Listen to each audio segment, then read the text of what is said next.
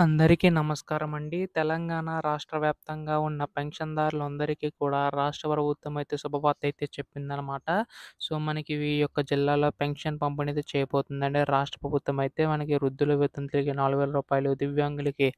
6,000 చొప్పునైతే మన ఖాతాలో అయితే జమ చేయబోతుందనమాట. అయితే దీనికి సంబంధించి గాను ఏంటంటే, ఎవరైతే అర్హులు ఉంటారో కేవలం వారి యొక్క ఖాతాలో మాత్రమే డబ్బులనేవి జమ చేయాలని చెప్పి రాష్ట్ర ప్రభుత్వం భావిస్తున్నట్టు తెలుస్తుందండి. సో, గత ప్రభుత్వంలో ఆసరా పెన్షన్ కింద ఈ యొక్క ప్రభుత్వంలో చేయూత పెన్షన్ కింద ఈ యొక్క పెన్షన్ అనేది అందించనుందండి. అయితే దీనికి సంబంధించి గాను ఏంటంటే, అర్హులుగా ఉన్న వారికి మాత్రమే డబ్బులనేవి అయితే జమ అవుతాయన్నమాట. అయితే ఇప్పటికి చాలా ఆలస్యమైంది కదా! ఈ యొక్క డబ్బులు ఎప్పుడు జమ చేస్తారని చెప్పి చాలామంది పెన్షన్‌దారులు అడుగుతున్నారు.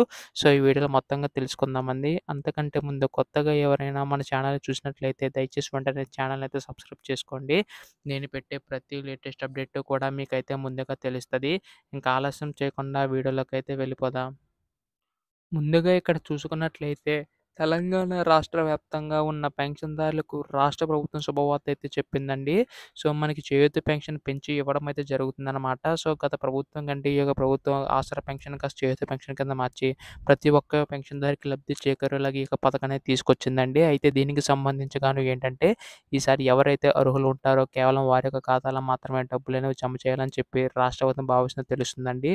అయితే మనకి ముఖ్యంగా చూసుకున్నట్లయితే ఈ యొక్క పెన్షన్ సంబంధించి మనకు వృద్ధులు, వితంతులకి రూ. 4,000, దివ్యాంగులకి రూ. 6,000 చొప్పున జమ చేయబోతుందండి. ఏటా మనకి 22,000 కోట్లు అవసరమయ్యే అవకాశం ఉందని చెప్పి రాష్ట్ర ప్రభుత్వం భావిస్తున్నట్టు తెలుస్తుంది.